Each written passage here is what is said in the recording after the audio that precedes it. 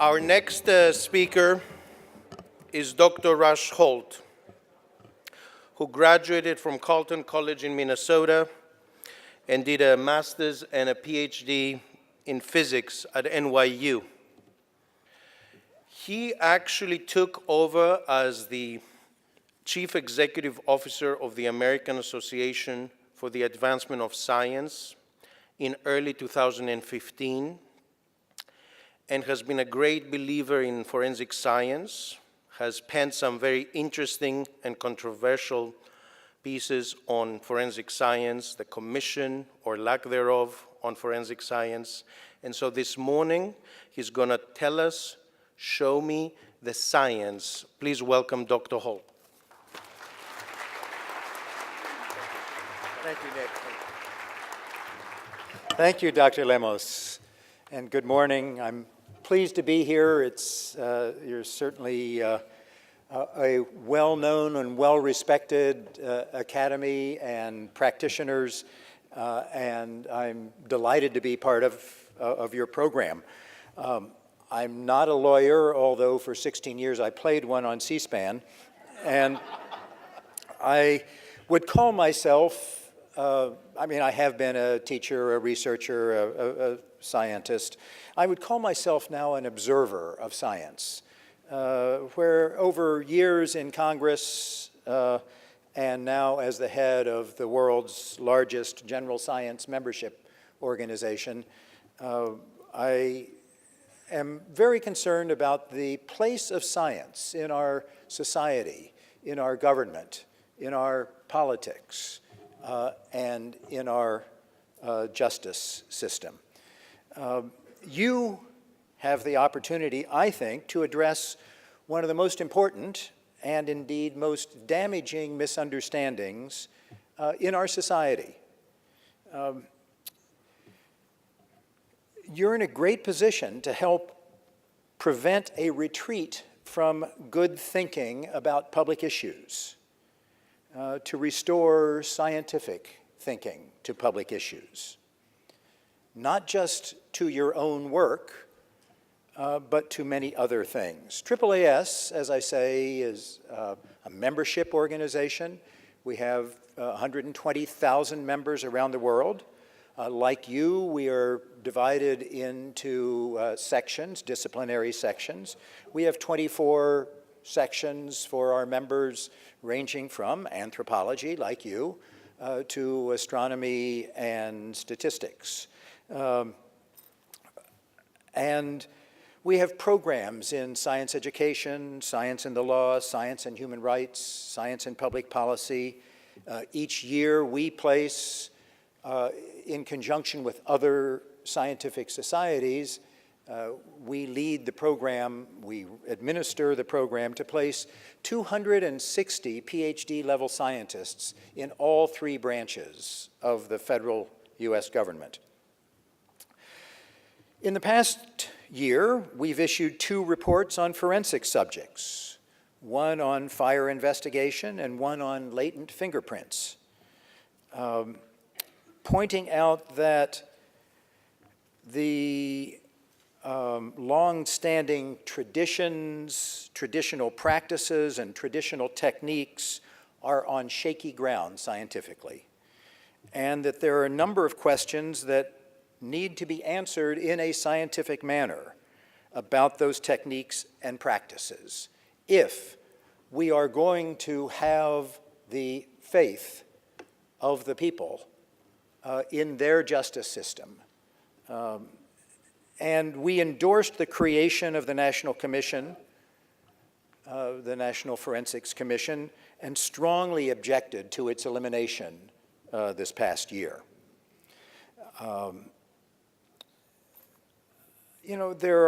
We observe and comment on the removal of the National Commission, and we observe and comment on, as you have, that we are troubled by errors in forensics that have resulted in wrong convictions, and especially when the errors were combined with an arrogance of certitude So I'd like to talk a little bit about the scientific point of view that certainly imbues what you do, but that should apply far beyond, and to make the point that you can help see that it applies far beyond your daily work. The founders of the United States, who codified the right to trial and the principles of that must be observed in obtaining evidence through search and seizure and so forth, created a dynamic, self-correcting government. They thought like scientists. Many of them were, even by today's definition, scientists.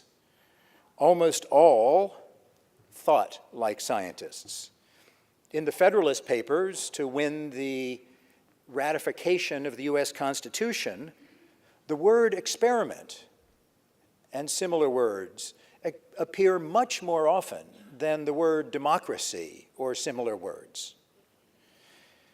They were establishing not only a constitutional government grounded in evidence-based empirical thinking, they were creating a national culture imbued with evidence-based empirical thinking. And over the 2 centuries after the founding, it was common, it was usual for a farmer or a shopkeeper or a factory worker to examine how things worked and see how they could be improved. And Americans ever since have been very empirical, even scientific in their thinking. Not that all Americans wore lab coats. And it was not just about mechanical devices, but about systems and society, and indeed about most public questions. Americans have also been anti-authoritarian and non-hierarchical. After all, we fought a revolution to reject monarchy and aristocracy and imposed policies and imposed ideas. It's why science took root, strong root, in this country. And the process of investigation of science is egalitarian, which is why it was embraced so strongly in this country. You know, we scientists, and I was for much of my career, and I guess I still like to think of myself as a scientist, talk about how egalitarian it is. We physicists like to say that whatever we think is the way the world works, there's probably a patent clerk in Switzerland, maybe by the name of Einstein, who's about to overthrow everything we think about how things work.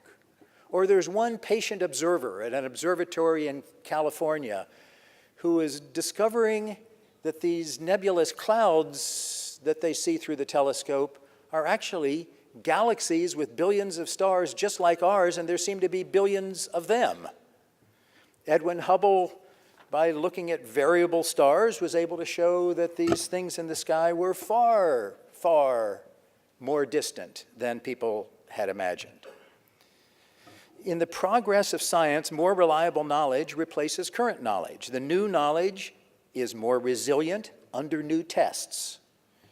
That is how we want forensic science to be seen by everyone.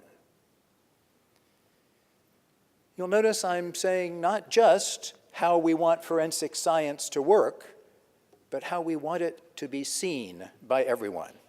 Science is the simplest and I think best definition I can find is it's a way of asking questions and framing questions so that they can be answered empirically and verifiably. Any third grader can do it. In fact, third graders are pretty good at it until we beat it out of them. They understand that evidence is the best route to reliable knowledge.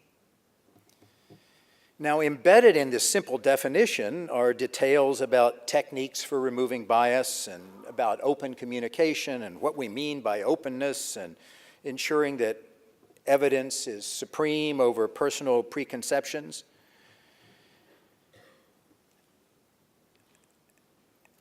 If you think about it, science is a beautiful way of thinking. It's powerful, it's relevant, by far the best path to reliable knowledge. The greatest discovery of science of the past 500 years has been science itself. Lewis Thomas, the physician and essayist, beautiful essayist, said, "Science is the shrewdest maneuver for understanding how the world works." By describing it that way, as a shrewd maneuver, he was making the point that this is accessible to everyone.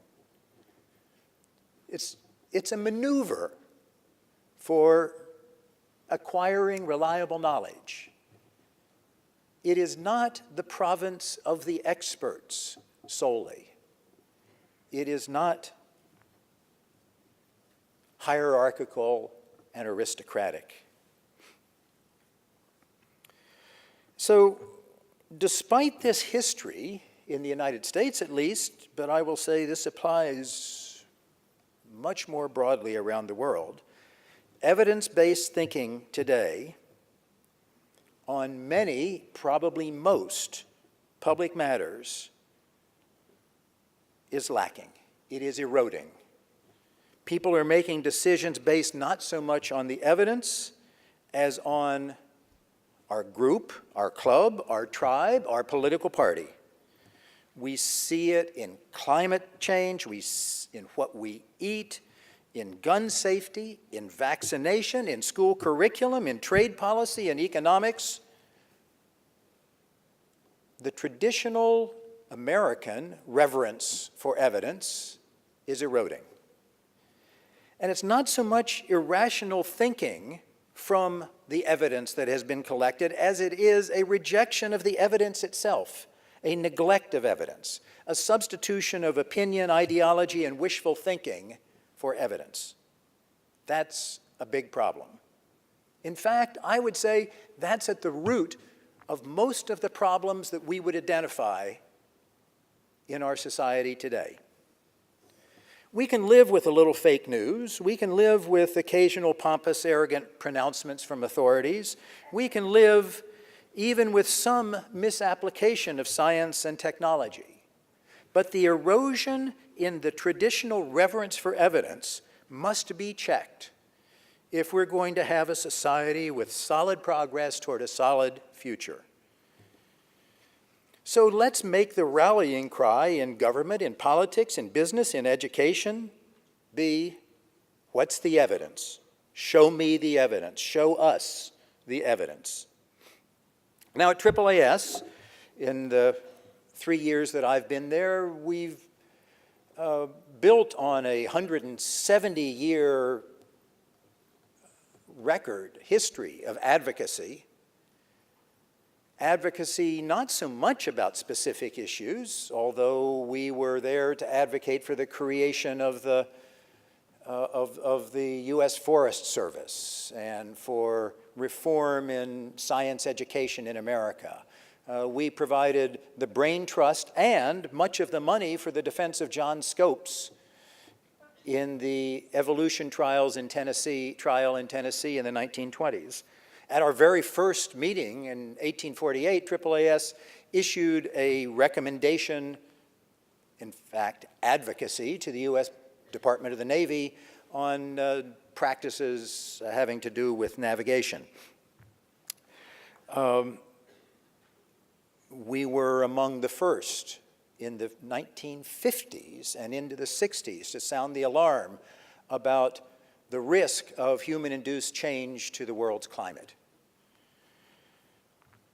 We now have, in the last few months, I'm pleased to say, created 2 new centers of evidence. One of them is called SciLine. That's a contraction of science, deadline, and byline.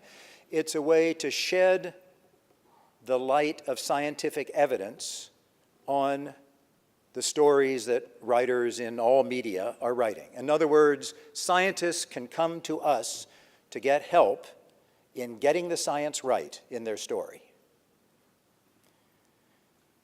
Our other Center for Evidence goes by the name of the Center for Evidence in Public Issues, or EPI-Center. That's kind of cute, isn't it? And whereas SciLine is to help writers get the science right, the EPI-Center is to help decision makers and influencers get the science right. And as we were planning this, we invited Judge David Tatel to consult with us, to talk with us about what we were trying to do. And he urged, in the strongest terms, that we make the judiciary one of the audiences for this Center for Evidence in Public Issues. So let's take just a moment to note the difference between legal evidence and science evidence. You know this better than I. You could state this better than I, but let me take a shot at it. The goal of science, I would say, is to progress toward more and more reliable knowledge about the observable world. And that includes humans. That's part of the observable world, too. It's a provisional knowledge that serves as the basis for further progress for more reliable knowledge. The nature and the meaning of scientific evidence is different from legal evidence. Legal evidence has a direction to it from the beginning, leading to a demanded outcome, a resolution of a particular dispute or indictment. The provisionality of scientific knowledge, the progressive path, the patient, slow converging of scientific knowledge is somewhat different from legal understanding acquired from legal evidence. The fact that legal evidence, including forensic evidence that so many of you work with, is sometimes not obtained or is not always, in fact, by design, not necessarily used in a truly scientific way, does not mean that the validity and the reliability of the forensic procedures and practices cannot be studied scientifically. It does not mean they should not be subjected to a scientific procedure of examination.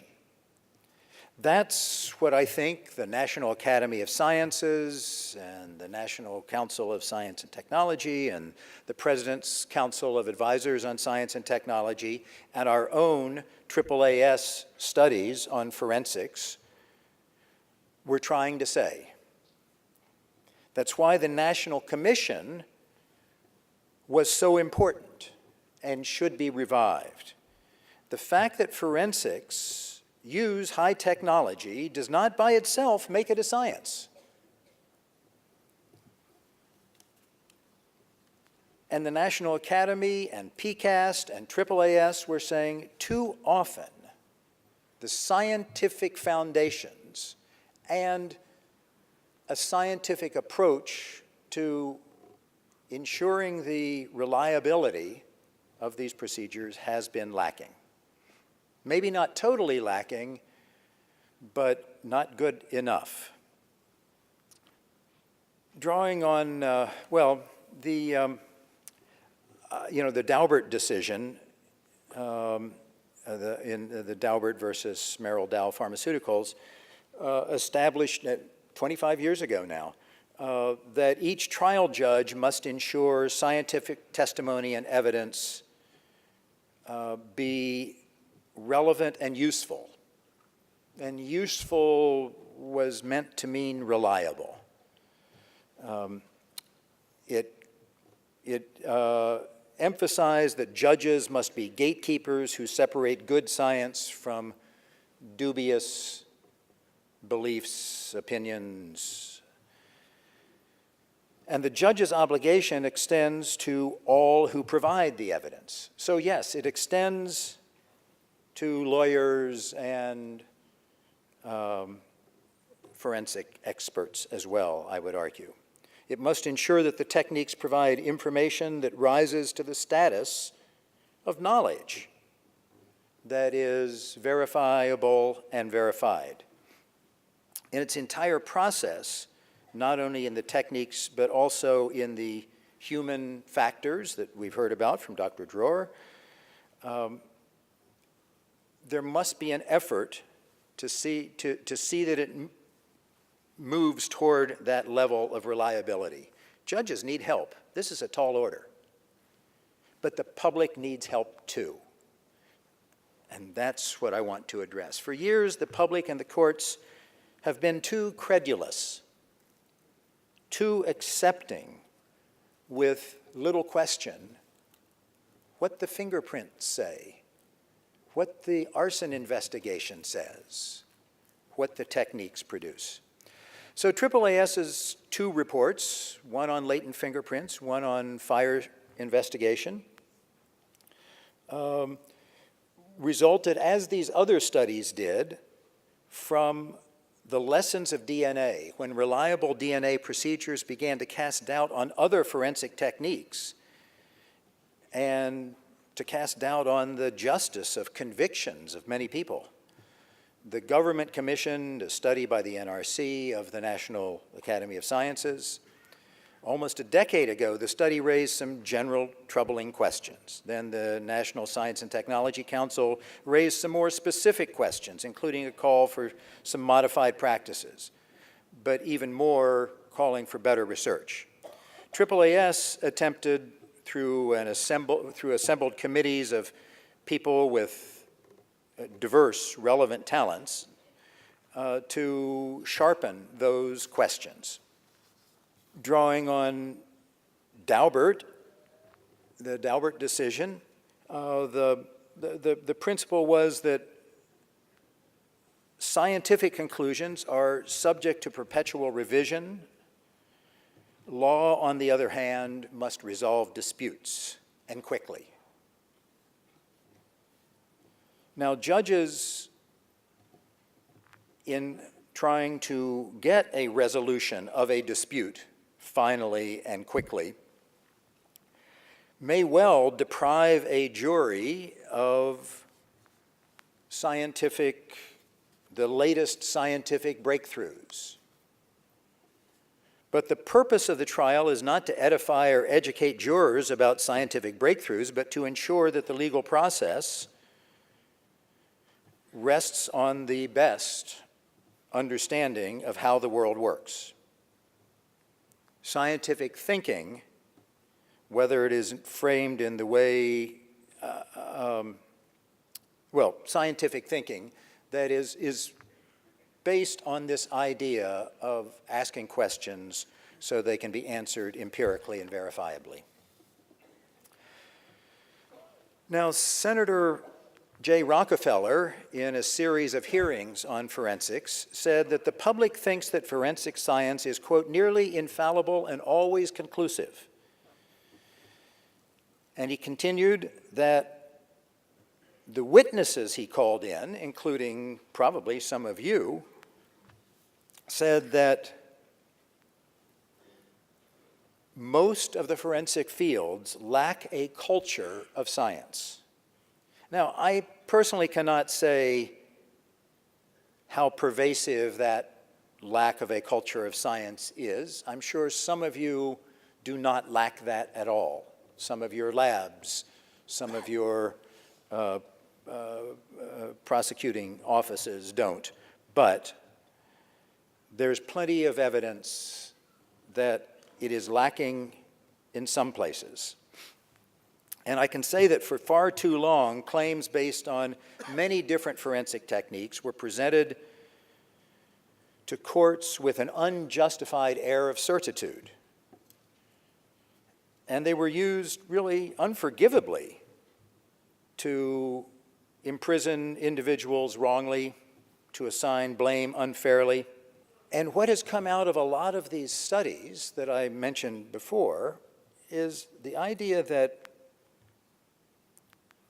no internal DOJ attention to this matter, and we heard from General Rosenstein earlier today several things that they want to do internally. No internal DOJ attention, no NIST standards, no training or accreditation is a substitute for real scientific testing. And now I'm not here to hector you or certainly not to insult you. You're dedicated professionals. But we must have good, realistic, independent testing. It would be best if, for example, the Department of Justice, that on the one hand is a prosecutorial agency, not be the standard setter for what is accepted in prosecution. That's why an independent forensic commission would make sense. When we looked at fire investigations, the AAAFS committee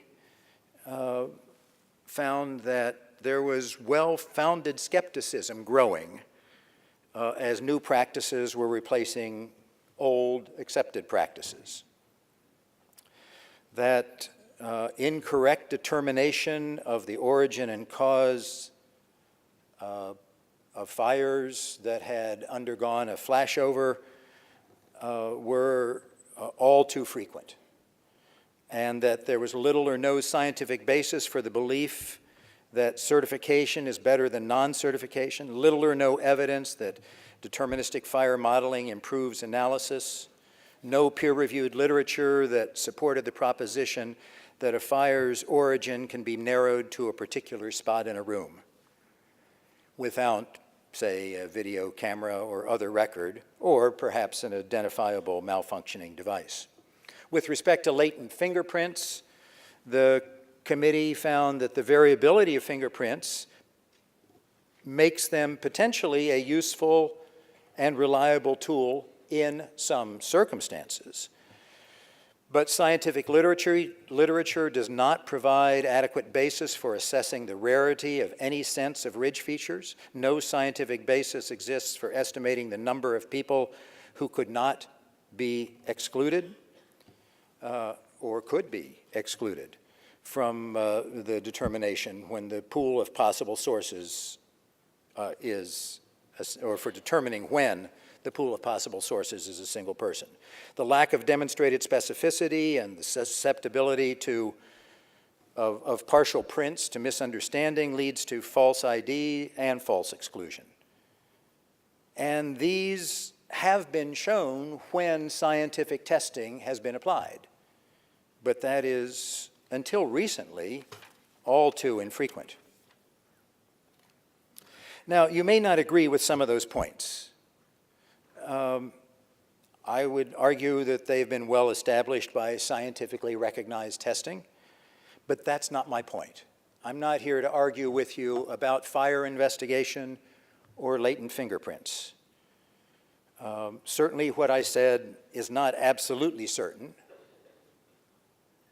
but I think pretty reliable.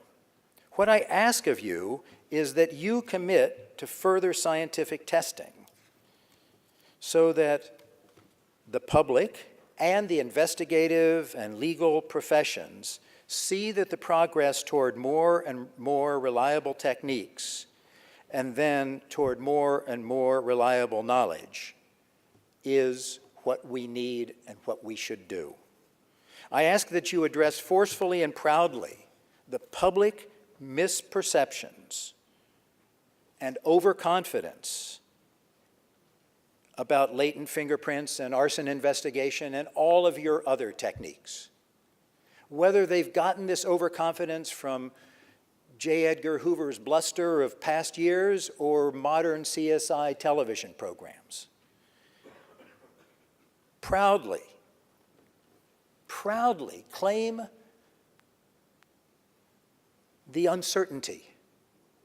Proudly claim the circumstances where these don't apply so well, where we need further study, where the scientific method can look not at the individual determination that you're trying to make for this prosecution or this anthropological study, but rather the scientific method that is applied to the very idea of acquiring evidence. An improved public understanding of the fallacies, of the human factors that Dr. Drawers talked about, could go a long way to help people understand what science is all about. And you are in a particularly good position. I'm not here to hector you or criticize you about the shortcomings of particular techniques.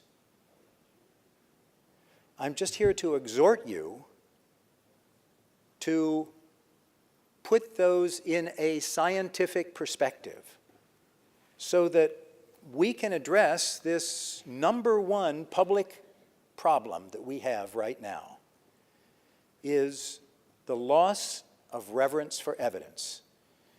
The willingness to substitute conjecture, opinion, ideology, and wishful thinking for evidence. You are admired. What you do, whether it's for a prosecution or an anthropological investigation, is something that catches people's attention. They marvel at it. And you may not think that your work has anything to do with climate change or vaccinations or GMOs or tax policies, but forensics is probably the best forum, the best source of examples, the best route to public consciousness that science works, that science is relevant to the lives of individuals, that scientific thinking is a powerful tool accessible to ordinary people, not the techniques, but the way of thinking, that science is the most powerful, the most useful way of thinking acquired in the past 500 years. By showing to everyone that forensics can use the best scientific techniques and procedures with appropriate humility and attention to uncertainty, you, yes, you, can address one of the greatest challenges facing government, facing politics, facing our civilized society today. So I hope you will take this challenge not as a personal attack on the failings of forensics, but as a recognition that you can use that to demonstrate progress through science.